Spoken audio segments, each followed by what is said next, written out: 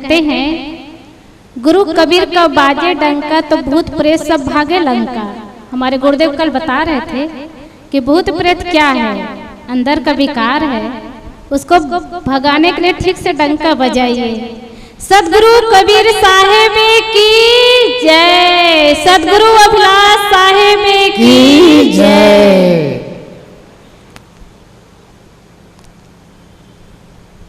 हे सतगुरु संत रमना श्वेत कंज सतधाम, सत सुमिरन प्रारंभ करूं गुरु करके तुझे प्रणाम। गुरु की महिमा अनंत है मोसो कही न जाए, तन मन धन सब सौंप के चरणों रहा समा।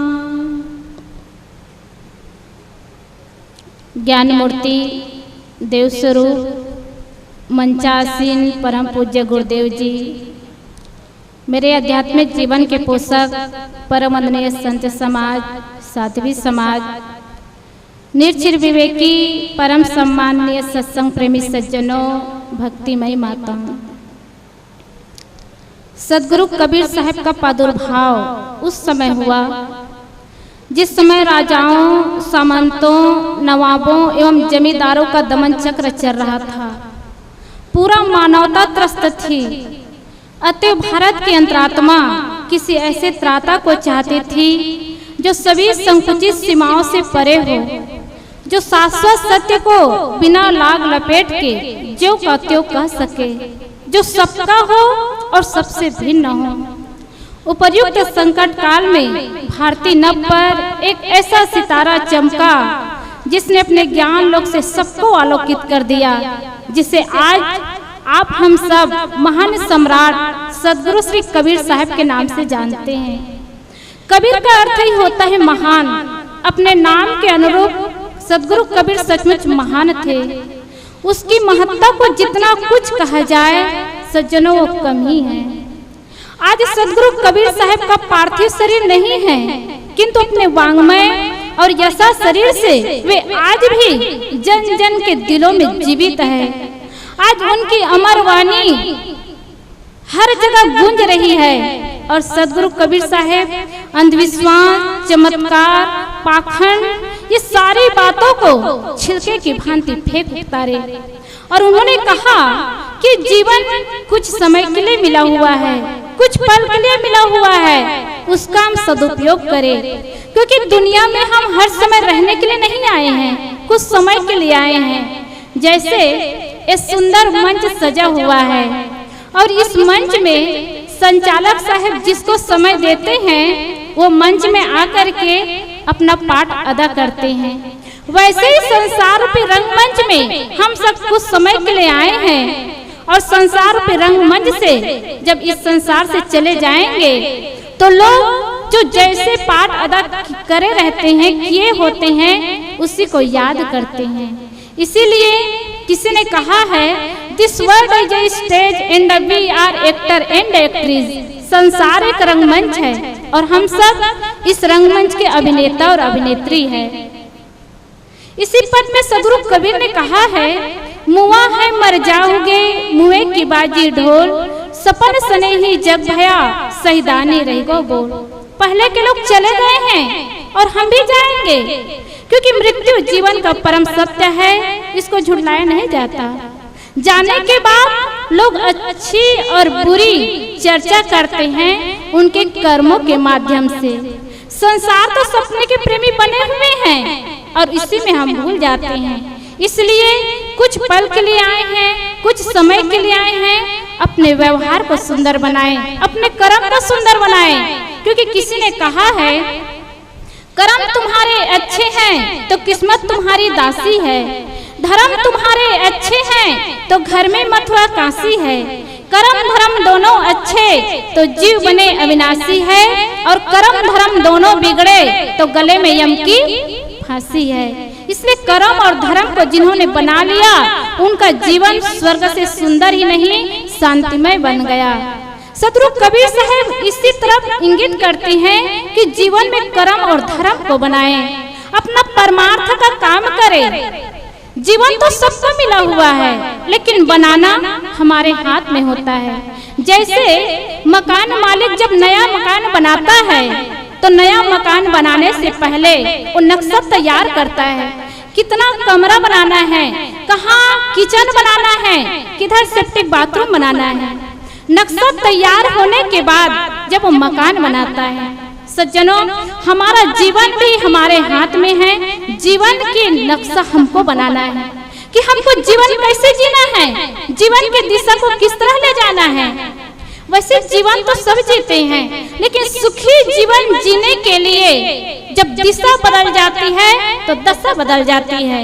आज के समय में, वर्तमान के परिवेश में, नई सदी में देखते हैं, जब शादी होती है, शादी होने के बाद लड़के और लड़की हनीमून मनाने जाते हैं, और हनीमून मनाने जाते हैं, वहीं से उधर से ही गर्भ में बच्चा लेकर के आते हैं। अब बताइए, बच्चा उत्पात होगा कि नहीं होगा? गर्भ में ही बच्चा 200 हत्याकांड देख चुके होते हैं। 2.5 साल की उम्र में ही बच्चा 2 लाख हत्याकांड देख चुके होते हैं और 25,000 रेप की घटना देख चुके होते हैं। अब ऐसे बच्चे नालायक नहीं होंगे तो क्या होंगे? भगवान गणेश के तो 2 ही बच्चे थे, रिद्धि और शुद्धि। आज सज्जनों, आज आदमी एक ही बच्चे रखते हैं, वो भी होते हैं जिद्दी। इसका कारण क्या है? जीवन की दिशा बिगड़ गई है, इसलिए दशा ही बिगड़ गई है। लोग कहते हैं कि माता पिता से ज्यादा बच्चे कंप्यूटर और मोबाइल को ज्यादा जानते हैं। कहाँ से जानते हैं, कैसे जानते हैं? बच्चे का दिमाग कंप्यूटर होता है, वो तो बाद में जाने जाते हैं, लेकिन माँ के गर्भ से ही वो बच्चा सब कुछ सीख रहा है, सब कुछ जान रहा है। और इसी का परिणाम आज आता जा रहा है कि बच्चा छोटेपन से उत्पात हो रहा है, जिद्दी हो रहा है, और क्या क्या घटना घट रही है छोटे से बच्चे के जीवन से लेकर के। तो जीवन जीने की कला तो सीखते हैं, लेकिन सुंदर जीवन जीने की कला उसी समय से बिगड़ जाती है जिस समय दंपत्ति गृहस्थी जीवन में प्रवेश करते हैं, और प्रवेश करने के बाद जीवन की दिशा ही बदल देते हैं।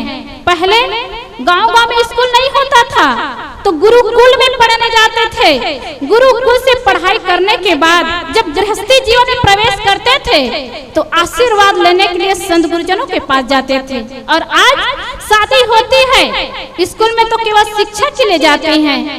शादी होने के बाद हनीमून मनाने जाते हैं, वहाँ क्या सीख लेंगे, वहाँ क्या शिक्षा लेंगे, और जीवन को वहाँ कैसे बनाएंगे? तो जीवन में हम देखते हैं, जीवन की नक्शा तो बनाते हैं, लेकिन सिर्फ शिक्षा के लिए और वर्तमान के परिवेश के लिए। और इसी का परिणाम आज क्या आ रहा है? नई सदी से मिल रही दर्द भरी सौगात, और बेटा कहते बाप से तेरी क्या औकात। यही तो हो रहा है, नई सदी में यही मिल रहा है। आज बेटा बाप से कहते कि तुम्हारी क्या औकात है। पहले तो शिक्षा बढ़ी, उसके बाद भी ये कहते थे कि हम दो, हमारे दो, और माँ बाप को छोड़ दो। मतलब माँ बाप घर में एक कोना में पड़े रहे, इतना सम्मान रहता था। और आज और शिक्षा का विकास होता जा रहा है, उसमें क्या करते हैं, हम तो हमारे एक, और माता पिता को वृद्ध आश्रम भेज। यही तो हो रहा है। आज वृद्ध आश्रम देश में खुल रहा है सज्जनों। ये देश का विकास नहीं, देश का ह्रास है।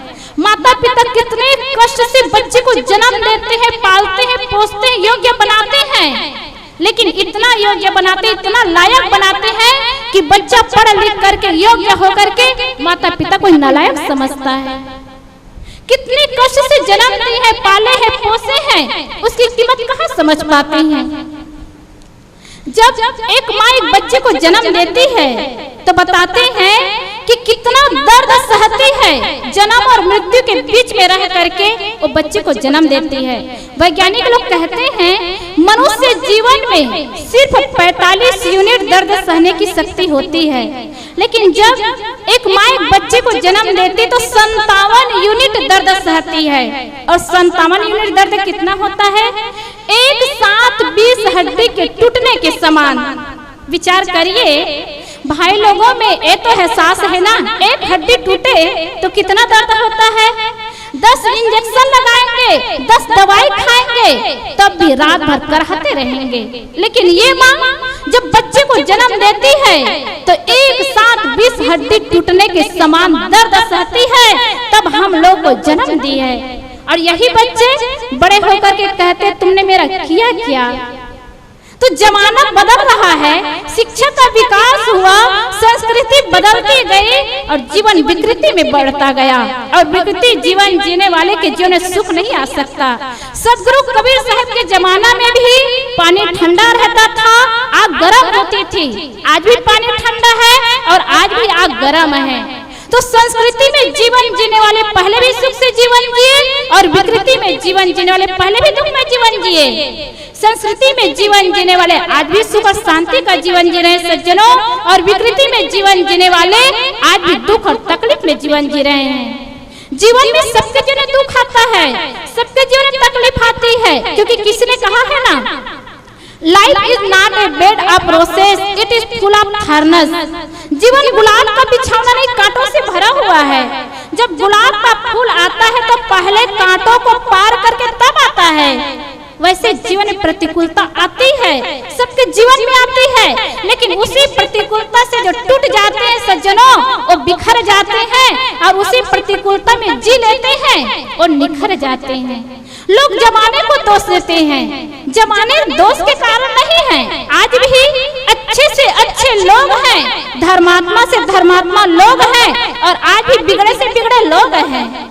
बाबू गुरु जो इतने बड़े कार्यक्रम देश के कोना कोना के संतों को बुलाए हैं और अपनी संपत्ति को धर्म में लगा रहे हैं, ऐसे अच्छे अच्छे लोग आज भी हैं, और बिगड़े से बिगड़े लोग आज भी हैं जो धन लूट रहे हैं, संपत्ति लूट रहे हैं और दूसरे के जीवन को दुख में नरक में बना रहे हैं। इसलिए किसी ने कहा है, दुनिया बड़ी खूबसूरत है, हमको जीना नहीं आया, नशा तो हर चीज में हमको पीना नहीं आया। दुनिया बिगड़ी हुई नहीं है, दुनिया खूबसूरत है, लेकिन हमको जीना नहीं आया। नशा केवल जुआ में नहीं, नशा केवल शराब में नहीं सज्जनों, नशा तो सेवा में भी है, नशा भक्ति में भी है, नशा ज्ञान और वैराग्य में भी है, लेकिन वो नशा हमको चढ़ा नहीं और उस नशा को हमको पीना नहीं आया। तो जिंदगी अच्छी है, लेकिन जिंदगी में जीवन जीना सीखे। जीवन में दुख आता है, जिंदगी में तकलीफें आती है, लेकिन उसको पार करके जिनको हंसना आया, जिंदगी उसके सामने सर झुकाती है। किसी ने कहा है, जिंदगी हमें बहुत कुछ सिखाती है, कभी हंसाती है तो कभी रुलाती है, पर जो हर हाल में खुश रहते हैं, जिंदगी उसके सामने सर झुकाती है। इसलिए हर हाल में खुश रहना सीखे, हर हाल में सुंदर जीवन जीना सीखे, और जीते जीते अपने संस्कार को सुंदर बनाना सीखे। धन तो मिला, संपत्ति मिली, लेकिन सज्जनों संस्कार नहीं मिला। आज शिक्षा के क्षेत्र में भी कितना विकास हुआ है, 100% में 99% लाना आज विद्यार्थी को कोई आश्चर्यजनक बात नहीं है। शिक्षा में इतना विकास हुआ है, लेकिन संस्कार में देखें तब पहले के लोग अनपढ़ कहलाते थे, 5 साल के बाद 6वां साल में स्कूल पढ़ने जाते थे, इंग्लिश की पढ़ाई नहीं होती थी, तो क्या करते थे, क ख ग घ से पढ़ाई की शुरुआत करते थे और आखिरी में ज्ञान से पढ़ाई का अंत करते थे। जीवन भी वैसे होता था, यानी कमल से पढ़ाई जिंदगी की शुरुआत होती थी और आखिरी में ज्ञानी बन करके पढ़ाई का अंत करते थे। जीवन भी वैसे होता था, फूल की तरह जीवन जीते थे और ज्ञानी बन करके जीवन का अंत करते थे। कैसे होता था, हमारे पूर्वजों ने 4 प्रकार के आश्रम बनाए, ब्रह्मचर्य आश्रम, गृहस्थ आश्रम, वानप्रस्थ आश्रम और संन्यास आश्रम। पहले के लोग ही नहीं, बड़े बड़े राजे महाराजे भी चारों आश्रम के अनुसार जीवन जीते थे और जीवन को सुंदर, सुखमय और शांतिमय बनाते थे। आज पढ़ाई जीवन तो कर लेते हैं, लेकिन गृहस्थी में प्रवेश करने के बाद वानप्रस्थ और संन्यास को भूल ही जाते हैं। लोग कहते हैं ना, मधुमक्खी बड़ी मूर्ख है, जो जीवन पर शहद संचय करते रस नहीं ले पाती। आदमी उससे ज्यादा समझदार नहीं है। मधुमक्खी तो शहद संचय करती बेमौत मरती नहीं। आदमी सुख के साधन जुटाते जुटाते सज्जनों उसी में पसते पसते मर जाते हैं, सुख से जीवन जी नहीं पाते। आज अंग्रेजी का जमाना आया है। आज 3 साल के बच्चे इंग्लिश मीडियम में जाते हैं और ABCD से पढ़ाई की शुरुआत करते हैं। A for apple, B for बाग से पढ़ाई की शुरुआत होती है और आखिरी में J फॉर जेबरा से पढ़ाई का अंत करते हैं। लगभग जीवन भी वैसे होता है। A फॉर एप्पल, एप्पल यानी सेब से जिंदगी की शुरुआत होती है। सेब एक भोग की चीज है सज्जनों, भोग की चीज से जिंदगी की शुरुआत होती है और आखिरी में जानवर बन करके जिंदगी का अंत करते हैं। इसलिए जिंदगी की शुरुआत तो करे, लेकिन सुंदर जीवन जीने का नक्शा पहले बनाए।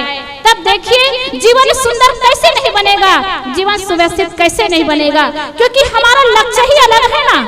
हम अपने बच्चे को पढ़ाते हैं, लिखाते हैं, योग्य बनाते हैं, किस लिए कि अच्छा डॉक्टर बने, अच्छा वकील बने, अच्छा पायलट बने, अच्छा इंजीनियर बने, लेकिन अच्छा इंसान बने ये सीख कहीं नहीं देते। आज इसके लिए न सरकार भी कोई आश्रम खोल पाए हैं, न कोई विश्वविद्यालय खुला है कि एक अच्छा बेटा बने, अच्छा पुत्र बने, अच्छा पति बने, अच्छा पिता बने। ऐसा विश्वविद्यालय कहीं नहीं खुला। डॉक्टर वकील इंजीनियर बनाने के लिए विश्वविद्यालय तो सब जगह है और इसी के कारण आज डॉक्टर वकील इंजीनियर बन जाते हैं, लेकिन अच्छा पुत्र नहीं बन पाते, अच्छा पति नहीं बन पाते, अच्छा पिता नहीं बन पाते। इसी कारण खुद का जीवन संस्कारी हो पाता है, ना आने वाली पीढ़ी को सुंदर संस्कार दे पाते हैं। इसलिए कहते हैं अपने बच्चे को गमला का पौधा मत बनाइए, जब प्रतिकूलता आए तो टूट जाए और बिखर जाए, क्योंकि गमला के पौधा में रोज पानी डालेंगे ना तो हरा भरा दिखता है और खिला रहता है, और एक दिन पानी न डालो तो मुरझा जाता है। इसलिए अपने बच्चे को जंगल का पौधा बनाइए ताकि प्रतिकूलता आए तभी वो मुरझाए ना, खिला ही रहे और मुस्कुराता ही रहे। और अगर ऐसा जंगल का पौधा बनाएंगे ना तो माता पिता दुनिया से चले भी जाएंगे तो लड़के के लिए चिंता नहीं होगी कि जीवन जी पाएगा कि नहीं जी पाएगा। इतना कोमल न बनाइए। माता पिता होने के नाते प्रेम देने के साथ साथ थोड़ा कठोरता भी दीजिए, ताकि जीवन में आगे चल करके दुख आए, तकलीफ आए, प्रतिकूलता आए तो हंसते हुए मुस्कुराते हुए आगे बढ़ते हुए उसमें अपना कदम मजबूत रख सके। तो दुनिया बड़ी अच्छी, हमको जीना नहीं आया क्योंकि हमारा लक्ष्य ही बदल गया। किसमें बदला? हम अपने बच्चों को क्या करते हैं? शिक्षा देते हैं, शिक्षा दे करके धन कमाना सिखाते हैं। सज्जनों, धन आपको सुविधा दे सकता है, धन से आपको पैसा मिल सकता है, लेकिन धन से आपको सुख नहीं मिल सकता। क्या बच्चे को पैसे कमाने की मशीन बनाते हैं? मशीन से आपको पैसा मिलेगी लेकिन सुख नहीं मिलेगी। आज हम देखते हैं बड़े बड़े धनवान कहलाने वाले लोग ही नहीं, अमेरिका जैसे संपन्नशाली देश में लोगों को रात में नींद नहीं आती, और ऐसे अमेरिका जैसे लोगों के लिए रात में नींद की गोली खाने के लिए 1 महीना में लाखों रुपया खर्चा किया जाता है, वो भी पैसा किस काम का। इसलिए संतों ने कहा है, अरे धन में सुख ढूंढने वालों, तुम धनवानों से पूछ लो, उन्हें चैन नहीं मिलता है भाई पल भर की तलाश में। अरे कोई बंगले कारों की भाई कमी नहीं जिनके पास में, पर वे भी ये कहते हैं हम बहुत दुखी संसार में। इसलिए जब बच्चे को शिक्षा के साथ साथ संस्कार देंगे तो बच्चे का जीवन संपन्नता का जीवन तो होगा, लेकिन साथ साथ सुखमय जीवन होगा। क्योंकि आपके गोद में जो बच्चा पल रहा है ना, सिर्फ आप बच्चे को नहीं पाल रहे हैं, घर के भविष्य को पाल रहे हैं। आज आपका जो छोटा सा बच्चा है, कल आपके घर का, आपके परिवार का भविष्य होगा। आप विचार करिए, छोटे से बच्चे के अंदर में कैसी सीख, कैसा संस्कार और उनके मनो मस्तिष्क और दिमाग में हम क्या भरते जा रहे हैं। तो धन चाहिए, संपन्नता चाहिए, लेकिन उसके साथ साथ सज्जनों सुखी जीवन जीने के लिए सुंदर संस्कार चाहिए। भगवान बुद्ध ने कहा है, जीवन में कुछ पाना है तो कुछ का त्याग करो, कुछ पाना है तो कुछ का त्याग करो, बहुत कुछ पाना है तो बहुत कुछ का त्याग करो, और सब कुछ पाना है तो सब कुछ का त्याग करो। भगवान बुद्ध बुद्धू नहीं थे जो राजपाट पत्नी बच्चे सबको छोड़ करके साधु हो गए। हम सब भी बुद्ध बनने आते हैं सज्जनों, लेकिन जमीन मकान दुकान गाड़ी और बाड़ी में बुद्धू बन जाते हैं। हम उसी में चिपक जाते हैं। बुद्ध बनने तो आते हैं लेकिन बुद्धू बनकर के इस दुनिया से जाते हैं। तो महापुरुषों की जीवनियां हमें याद दिलाती हैं कि हम भी अपने जीवन को सुंदर बनाएं, अपने कर्म को अच्छा बनाएं, तो 4 दिन की जिंदगी में जिंदगी खिल जाएगी, जीवन सुंदर बन जाएगा। क्योंकि किसी ने कहा है सांस का पिंजरा एक दिन टूट जाएगा, हर मुसाफिर राह में ही छूट जाएगा। हर किसी से प्यार कर लो सबसे, क्या पता कब प्यार का घर फूट जाएगा, क्या पता कि प्यार का घर कब फूट जाए। इसलिए व्यवहारिक क्षेत्र में सज्जनों सबसे व्यवहार सुंदर बनाए, ये सफलता है। और आध्यात्मिक क्षेत्र में यही माने, एक धर्म ही है साथी केवल विचार देखो, संसार के है नाते बिल्कुल असार देखो। अगर इतना ज्ञान हो गया व्यवहारिक और आध्यात्मिक में, तो निश्चित है जीवन की सफलता है, जीवन की सच्चाई है, जीवन की वास्तविकता है। जिसको जानते हैं उसमें जीवन जीना सीखे। इसलिए सदगुरु कबीर ने कहा है, पहले के लोग चले गए, हमारी भी बारी आ रही है। जाने के बाद लोग हमारी अच्छाई बुराई को याद करे कि न करे, लेकिन इतना जरूर है अच्छा कर्म करने वालों का वर्तमान सुखमय होता है और भविष्य प्रकाशमय होता है। गलत कर्म करने वालों का वर्तमान दुखमय होता है और भविष्य अंधकारमय होता है। ऐसे सदगुरु कबीर साहब हम सबको एक समता का पाठ पढ़ाए। सदगुरु कबीर का मार्ग समता का मार्ग है, प्रेम का मार्ग है। सदगुरु कबीर का मार्ग एक मनुष्य से दूसरे मनुष्य को जोड़ने का मार्ग है, स्वयं से स्वयं को जोड़ने का मार्ग है। एक ऐसा सपाट मार्ग है जिसमें आकर के सारी पगडंडियां विलीन हो जाती है। ऐसे सपाट सरल मार्ग बताने वाले संत सम्राट सदगुरु कबीर साहब के पावन चरणों में श्रद्धांजलि समर्पित करते हुए, संत गुरुजनों के चरणों में साहेब बंदगी करते हुए, आप सबको सादर प्रणाम करते हुए मैं अपने वाणी को यही विराम करती हूँ। बोलिए।